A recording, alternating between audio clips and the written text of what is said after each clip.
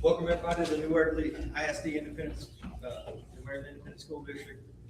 Monday, June 22nd. It is now 5:05. I'll call us into session. I'll certify the meeting was properly posted. Yes, sir. Being properly posted, let's start out with the pledge.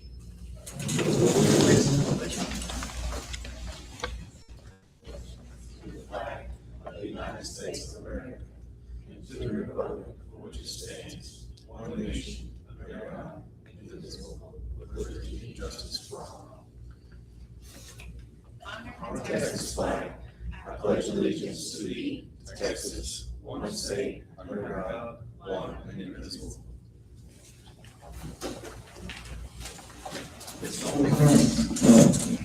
Can you lead us in a word of prayer?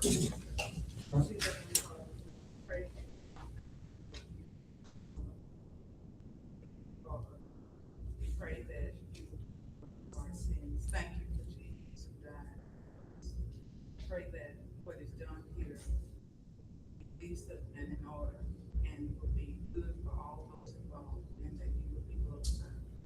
Pray your choice blessings upon this district that it may prosper as you see fit. In Jesus I pray. Amen. Thank you. All right, I'm going to declare us into executive session to consult our legal counsel of the grievances we're about to hear at 9:06. So, I'll let y'all keep it running. We're going to go to the level 3, but before we go on to level 3, we're going to discuss whether we open or close. So we went back, we talked about the pros and cons of being open and closed and of what we have done in the past. Level 3s that involve a lot of students and student information, such as all information they provided to us, cannot be discussed per FERPA in front of a crowd or a recorded camera.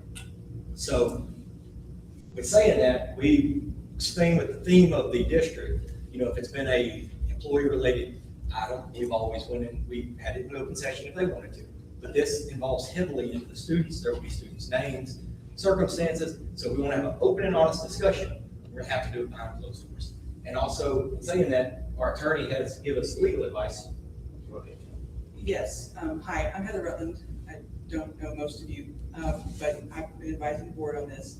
And for those of you who are not aware, FERPA, the Federal Education Rights and Privacy Act, there's also a state law corollary. It's not just about student names. A lot of people think it's about just naming students.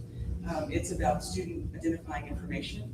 And the concern that the board has, as they've explained it to me, is that even short of a name or initials or things of that nature, there's still ways to identify students, especially, and I'll be candid, in a smaller community. The reality is if we refer to a game or we refer to an event or we refer to something, many of you will have been there. It will not be a secret even if we don't name the student. And so it's a much bigger umbrella that FERPA covers. And the reality is that's a potential federal violation of law if that information is out, and the district is charged honestly with student privacy rights, and they're very concerned about that. They don't want to put anyone at jeopardy during the course of the grievance, and I think Mr. Slott's statement as to having an open, honest conversation about the concerns is probably the most paramount issue here, at least for the board, and they feel like that's going to really be constraining to the parties if they have to hear it here in front of a camera, and we just don't want information out there that's federally protected and doesn't need to be out there, even if it's inadvertent, even if it's an accident, that sort of thing. So is that your, that's right. We're bound by law as the board of trustees to protect the students, and so therefore it's our decision whether it can be open or closed because it involves students. We have decided it's going to be closed, so do you want to proceed in a closed session? Yes. All right. So now I will declare us back out at 5:32, and we'll proceed back here and we'll go to closed session. Declare us back into open session at 7:32. Out of the executive session on the level 3 grievance, we will now take up action item. Is there any action out of the level 3 grievance? I move to uphold the level 2 letter as directed and strike the written reprimand from Compton's personnel file. We have a motion to uphold the directives and strike the written reprimand from the personnel file. Which one? Do I hear a second? Got a second by Mr. Butler. Is there any further discussion? If there's no further discussion, we'll move to a vote. All in favor, say aye. All opposed? Motion carries. All right, we're in open session. We're going to move into, let's see. We'll go into budget. Can we start with presentations first? I was gonna ask. Yeah, let's start. Citizen safety. Yes, they do, sorry. That lasts a little longer. Let's start with presentations on delinquent taxes. Good evening, Leslie Scotty here from Purdue Brandon Fielder Collins and Mott here to talk about delinquent taxes. I have a delinquent tax report before you. I also have here with me Associate Attorney Cooper Boner. He helps me out doing the work. He's an integral part of the team. He was actually up in Huntsville attending the 12th District Board earlier today. So we're happy, we're very happy to have him. So as we go through the report, note these are delinquent taxes only. The appraisal district does a fantastic job of collecting the current taxes. So to put it in perspective, they are collecting around 95% every year and turning over to us about 5% in delinquent accounts every July. So this report goes through the 2024 tax year only. We'll have the 2025 taxes turned over to us on July 1. So getting into the report, you'll notice the first chart is the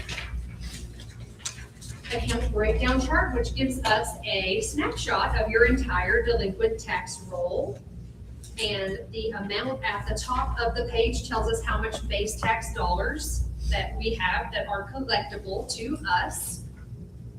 So you'll see the largest section is the deferral section at 41%. These are taxpayers who are 65 or older or have a disability and they have elected to defer payment of delinquent taxes on their residence homestead.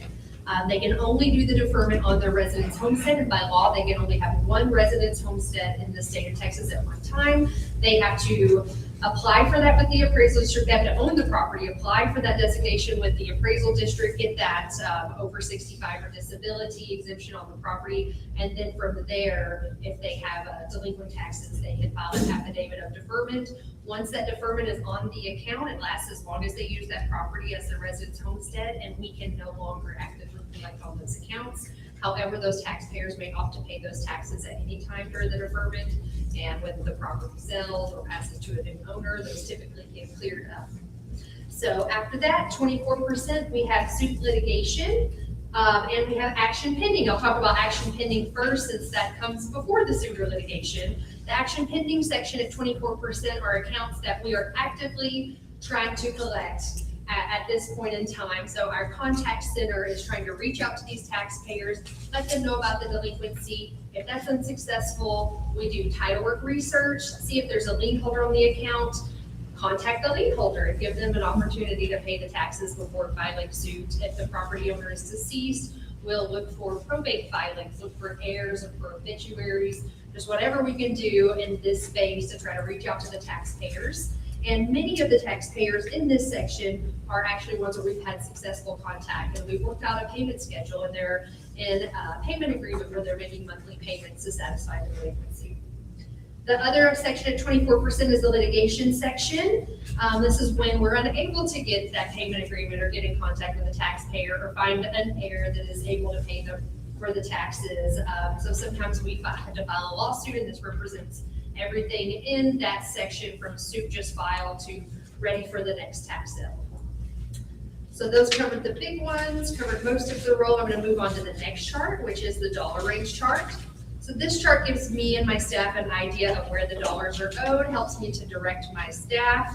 Our software actually takes the data from the appraisal district, and it will go through the data, and if we find accounts have the same owner, so one individual owns several different delinquent accounts, it will combine all of those together so that we can be efficient when we're making our phone calls and sending our collection letters. So the highest percentage of delinquencies is in the, looks like in the $10,000 range. Looking at your delinquent roll, many of those taxpayers are in those tax deferments in that dollar range. If not, we're actively working to collect them. The third chart is the taxes by year chart. You'll notice the largest percentage is the 2024 tax year at 27%. So that's mostly going to be in that action pending section where we're actively working to collect the account. After that, the percentages get smaller and smaller. 17 and prior at 26%, there's actually very small percentages attributable to each of those years, and many of those older years are due to those over 65 or disability deferments. After that, I have some historical collection data, tax years 2020 through 2024. So you'll see for tax year 2020, we're almost at 83% collected of what was originally turned over to us. And then you can flip through the years all the way to 2024. And you'll notice that we are almost 58% collected. What was turned over to us last July to collect. So we're almost a full year in on those 2024 collection, and we're about 58%. So we have our next tax sale coming up July 7th. I was actually talking to Constable Barty about that. He handles our tax sales for us, so we work very closely with him. We also currently have dockets in the 12th and 278th District Court frequently. We swap them out every other month. If you're interested in following along with the tax sale activity, our website on the front page of the report, pbscm.com, you can go to the bottom of the page. You can sign up for email notifications. We send out email every Friday morning about tax sales. We do 3 to 4 in Walker County every year. And we should at this time have the listing up on the website. If you go to the tax sale link, you can select Walker County to see what's up for tax sale July 7th. And please feel free to reach out anytime with questions. Any questions? Thank you. My pleasure. Thank you so much for having us. No problem. Thank you. Y'all have a good night. Thanks, y'all. Thank you.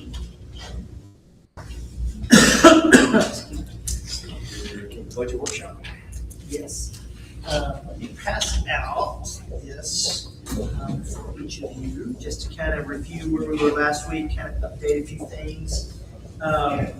So in your packet, you saw Michelle, kind of give you an update of kind of where we are on this particular budget for this year. We're still in a position, before I get to this page, we're still in a position that there is, again, we should be under less than a $200,000 deficit, and there's still an excellent chance that we will break even, which is, from where we started, really, really strong, and does not touch the, I don't know what you want to call it, oh gosh, my mind just went blank. Not our savings account, but our $500,000. yes, our 500,000. Yes, ESSER replacement. yes, our ESSER replacement. So what that kind of means is, and we have told everyone, listen, at this point, unless something breaks, we shouldn't really be spending it anyway because we don't have any hits showing up, and so we shouldn't be needing much. So we're very hopeful that this year may come out $10 ahead, but that's way better than 1.8 million behind. So that's kind of where we're headed right now. So looking at this one, this is kind of where we are. Some of this was the same material we talked about last month. We started with the 670 deficit, which didn't include using reserve money, and we haven't had to touch that yet. And we've probably had an additional over $300,000 in expenses that we didn't plan on. So if we hadn't had those, we would be in excellent shape for this school year. I think we're still going to end, better than probably 90% of the school districts, but we're still in a good shape. So the hardest part, again, when you're using these templates is guessing what the legislature is going to do. One last thing, we had 160K from fund balance that we added, and we put 100 into maintenance. So technically, we still have 60 that can be put into general fund balance, put into maintenance, or if we thought we needed it, we can put it in, trying to the budget for the next year is still necessary.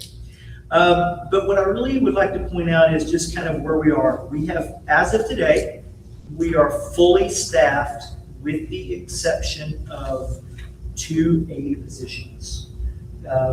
Technically, this is a part of it. So we've put all that in, we put in information, we've assumed giving everyone a 2.5% raise. We've tried to do everything we can. We haven't gone bigger than that at this point. Just a few things in general. And so doing that, if you did a prediction, it would look about 1.4 million in the hole. However, if you'll look on page 2, one of the things that I want to kind of show you is there's a chart that starts with 21, 22, and we only did the revenues and the expenditures when the year ended. And the reason of doing that is because the template changes, grants come along, there's a lot of things. But the point is, the 4th column says final versus projected. In other words, in 21, 22, we were predicting a 593 deficit, 593,000 deficit. For whatever reasons, what we expend, don't expend, money going up, the state doing their values differently at different times, we actually ended at a plus 488. To me, it's very hard, and you guys who've been here now many years have known this. So I'm looking at revenues and saying, if you look at revenues, even if our revenue, this is our revenue predicted for 25-26, is going to be 15,735. If we just stay the same and don't change at all, that deficit based off the template is cut in half. Now, is it possible that the template is going to be right this year and for the first time in 20 years we'll lose money? Again, I can't tell you that it's not possible, but it would be very startling if it happened. And so based on that and looking at our expenditures, which is still a little bit of a prediction at this point, but even if that's the case and we go up a little bit, our best prediction is that that deficit should be around 600,000 to 700,000, which is still right in that ESSER. And that still assumes no growth, no change in template values, no aid, no grants, no anything. So it's hard. It's still such a guessing game at this point. But at this point, even though I don't like looking what a template says, it's 15.1, it's hard to imagine us getting less money because, again, we don't have the declining enrollment that most districts have, and our values are still pretty good. And so that's kind of where we are. Because of the deficit, we haven't got aggressive in trying to do bigger raises. We've just kind of held it at the 2.5. We can look at that, but basically every 0.5% is going to be an additional $60,000 to $70,000 based, on our overall budget. A couple of things that the district or the board could do. If you're comfortable with where we are now and you want to do more, we can put those numbers in for next time. It's pretty simple to just do math. We can hold it, and if numbers change as we get more values, we can do certain things, like we have kept in the $500 retention bonus at Christmas. If it's much better, that can actually be increased. That's a flat rate increase rather than a percentage. Could do that. One year we actually did one at the beginning, one in the middle. You could do that. Or I would say at some point it might be wise for us to consider, with the price of insurance continuing to increase every year, we have never added to the district portion, if you will, that we pay for insurance. And so one of the nice things about that is if you choose to do that, that could be a flat rate. You could just say, hey, we're going to pay an extra $60. It doesn't have to be a percentage. Anyone who takes the insurance for the district would benefit. The only thing in the past is some people said, well, what if you don't take the benefit? That's understandable, but a lot of our employees do. And so it's one of the things, it's just one of the things we offer. What would you say the percentage is? Okay. Of like how many people take it versus don't take it? We- 90-10 Probably, or? out of 185, probably 110. Yeah. It kind of varies. Gotcha. It kind of varies, but we have seen an increase in that. Yeah. And so. Sure, because costs are like everywhere else. Correct. And the contribution, the minimum is 150, and we pay 155. Yeah. And so we pay that, I've been here 22 years, so Right. we passed the change. I got you. Even before that. So, I am still very hopeful that this year will end hopefully very flat, very close to zero, which. And we haven't got a related property tax. either. No, we have That's not. right. Yep, That'll so- change. That always changes. That'll a change, yes, sir. bunch. Yes, sir. A whole bunch. That changes a big part. So, I never like passing large numbers and giving you large numbers, but that's why I kind of felt maybe looking at historically what our final revenues have been and our final expenditures, what they've been, maybe that's useful. to consider. Yeah, always a sudden level, always a big too. Mhm. I Yes, said, well, this year, that's never guaranteed. correct. That is correct. So I don't know if you guys have any questions. Are you, I would assume at this point we would hold everything pretty steady. Yeah, this is pretty much everything we've been talking about and everything, so. Anybody or any- Is admin included in the 2.5? This is all employees, yeah, just as a flat, hey, if we did 2.5% across.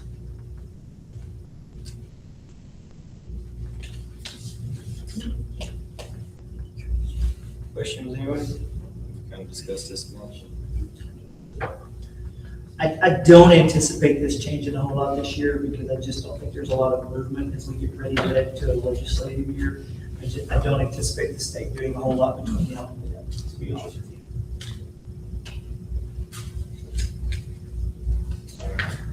No questions? We will close the budget workshop. We've already had presentations.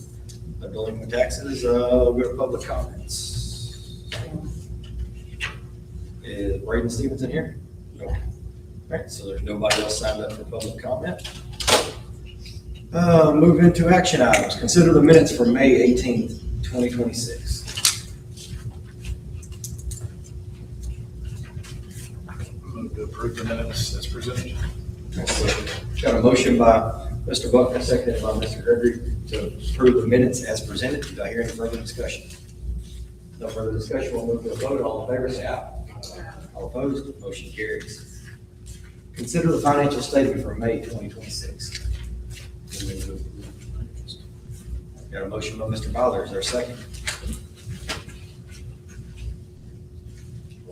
Got a second by Mr. Gregory. Got a motion and a second. I see some people looking. Is there any further questions?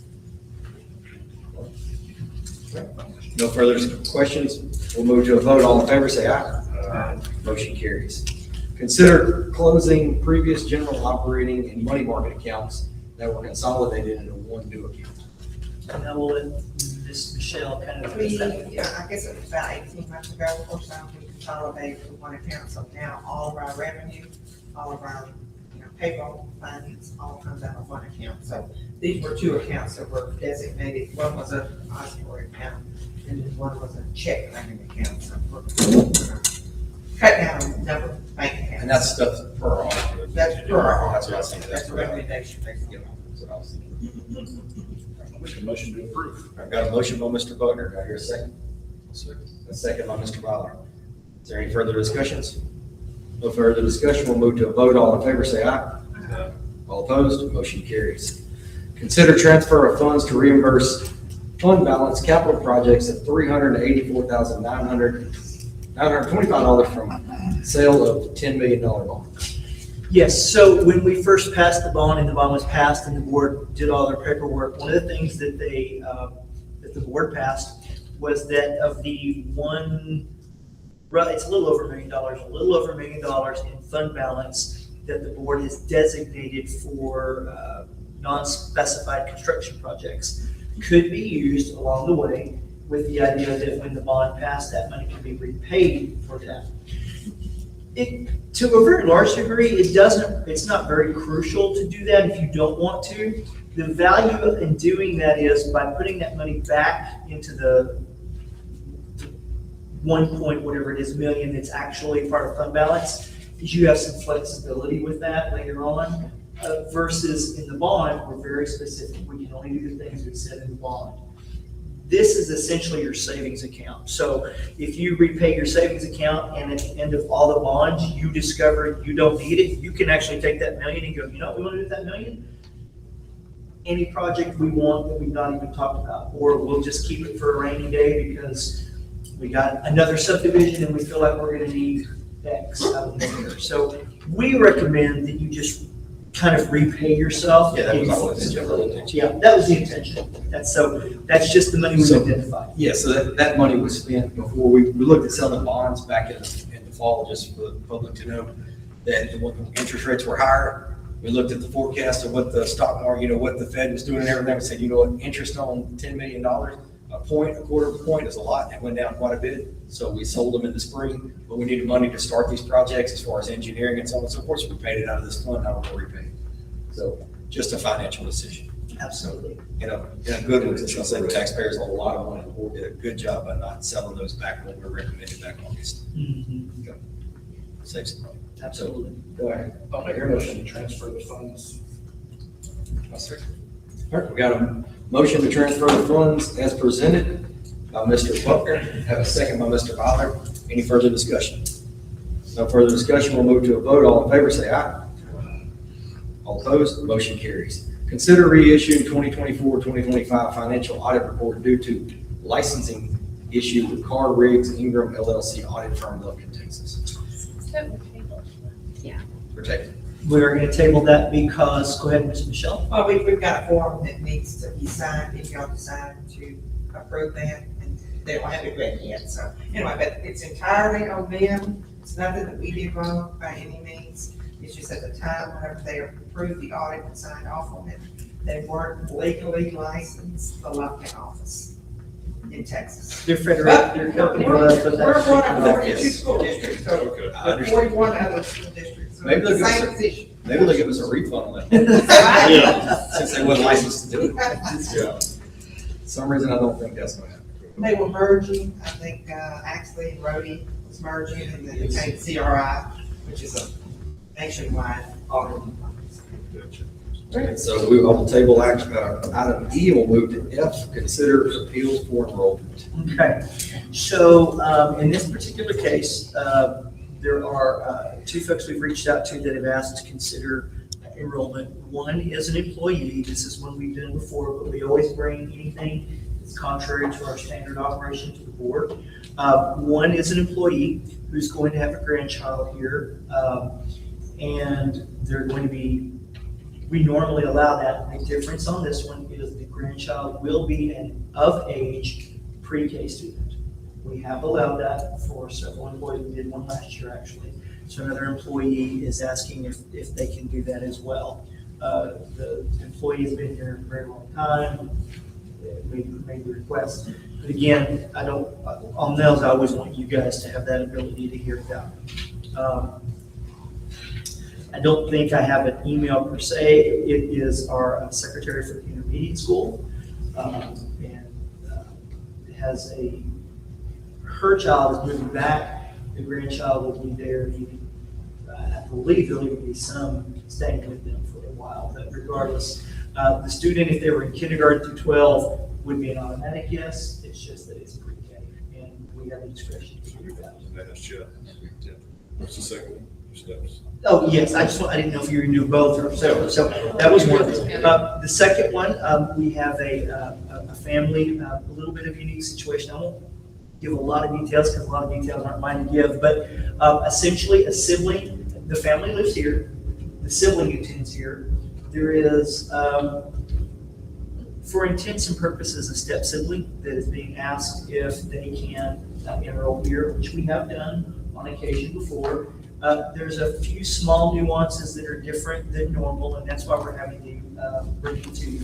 But the family and the biological child do reside in New Waverly and attend New Waverly.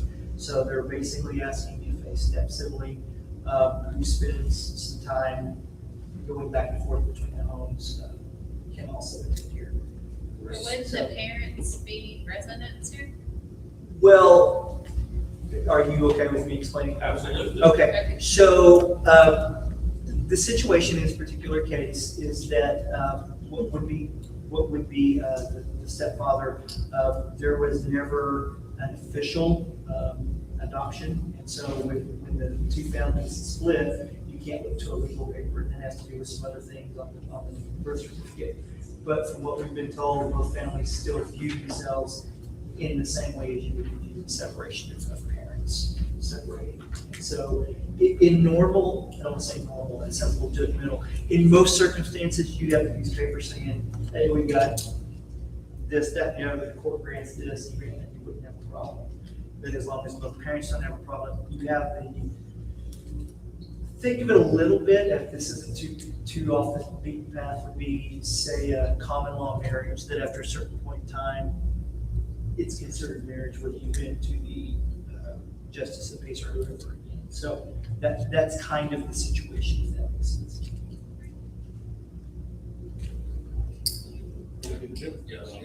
You need a motion. If, I would appreciate a motion just to accept that. Move to approve both. Rules for enrollment. Okay, and employees, okay. All right, we will take care of that. I got a motion by Mr. Fowler and a second by Mr. Gregory. Is there any further discussion?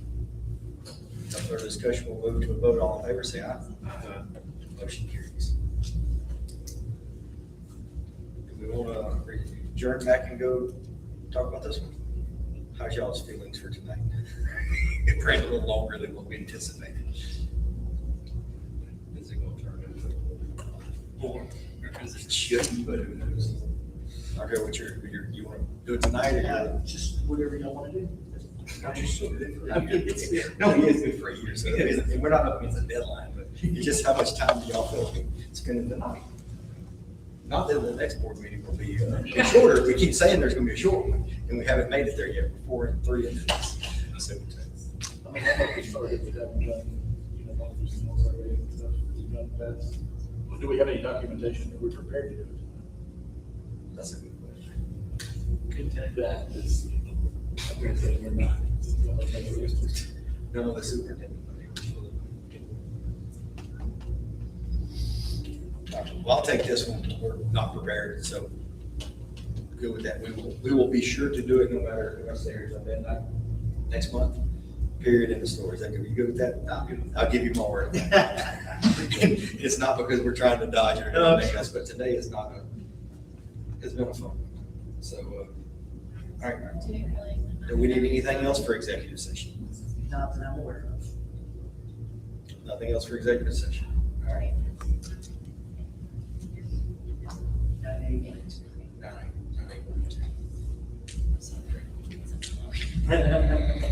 All right, going to information discussion items, update on preliminary star scores. Star scores, as we talked about, seems to be right now a little bit of a mixed bag. And what I mean by that is our scores are better. We beat the state on roughly there's about, I think it was 44 and 10, about 54 to 55 areas. We beat the state in 45 of them. There's 9 areas that we were a little bit behind, and of those, I believe 8 of them are masters. So they were the students in New Waverly on approaches beat the state average massively, plus you remember. On meets grade level, we beat the state massively, and on the master's grade level, we beat them in all but a few areas. And that's really been a big change and turnaround for our kids, our teachers, our campuses. Not our success. Our success has always been there, but on the meets and masters, those are areas where we kind of think of it as we used to just kind of think, let's get everybody passing the test, which is what approaches was. And then when the system kind of changed, the truth of the matter is a 100% passing rate at approaches doesn't really do much for you. You could actually have a better rating from the state with lower, like say 80, if you have more 80 meets and masters. So what's happening is we're still doing really well getting all our kids to pass it, and you're seeing our meets and our masters get much better. The mixed bag is Ms. Brock has done some work with the Region Center, and we're always trying to guess based on all the subgroups as well. And so with the subgroups, at the end of the day, we kind of expected we would stay in that 80, well, on a low, we would say as a district 78, which we were 84 last year, but we figured really we'd be somewhere between the 80 and the 85. And our best prediction that Ms. Brock and the Region 6 looked at was, again, we're right at about 84. So our prediction for the district was accurate. For each individual campus, I think they kind of took a worst case scenario for all the scores. And we could see, the reason this is going to be hard against us is because it's not so much that we didn't beat the state, we did, but they'll look at how we did last year. So for example, the elementary, which had super high scores last year, might have still beat the state on everything this year. But because it will not compare to as great as they did last year, it'll look like they took a step back. So at the end of the day, all of our campuses will be at least a C. Most of them will be in the 75 to 85 range, and we kind of really think the high school has an excellent chance of being A. Our best guess is it could be as high as a 92 or 93. So overall, we would see, I think if I'm doing this from memory, so y'all correct me, we predict the high school would be right at A range. We believe the junior high would be about an 87 or 88. Okay, it's a little lower, but it's in that 80, high 80s. And then intermediate would have a slight bump from last year, which they took us back. Elementary, just again, when you only have one grade compared to, you kind of have to compare to last year's third graders. You can't really predict or show growth, so they're kind of hit there. But we predict as a district, at this point, we should remain a B district and pretty close to what we were last year. That's our best prediction right now. Who knows what tomorrow brings with the state, but that's what we have in mind. Any questions on Star Force? Our kids did really well. Like I said, if you want to compare us to the state, there's almost nothing we can do this for. So our kids, our teachers, our admin, our parents, everybody does a really good job. New hires, kind of mentioned it earlier, we are almost fully staffed with one or two little phases. There are some position things that still need to be adjusted, like we're not necessarily have every assignment for every coach or every activity, and we're still working through that. But in terms of our classroom teachers, we are fully hired with certified through whichever way that comes out. Sometimes that's from an organization that provides a one-time year license, or they're fully certified. But as of right now, we have no non-certified teachers. Friday, I believe it's Friday, we hit the 45-day period, which means after Friday, technically, no one can resign without a release from the district. And so if we could survive a few more days, we would be theoretically fully staffed heading into the school year, and it's before July. So those are pretty important aspects for us. So fingers are crossed the next 3 or 4 days. Bond updates, we put out for SWAT, soccer camp is not meeting this week, so it didn't impact them. For SWAT, we're having all kids dropped off on parking behind the stadium and entering that way, so they can do a little bit more work on moving and doing some water lines and some other things in the parking lot itself. We are hopefully going to be able to have several things. There's a lot of projects that are in place. We should have the junior high painted, maybe within the next week or next couple of days. We're going to pay the light bill.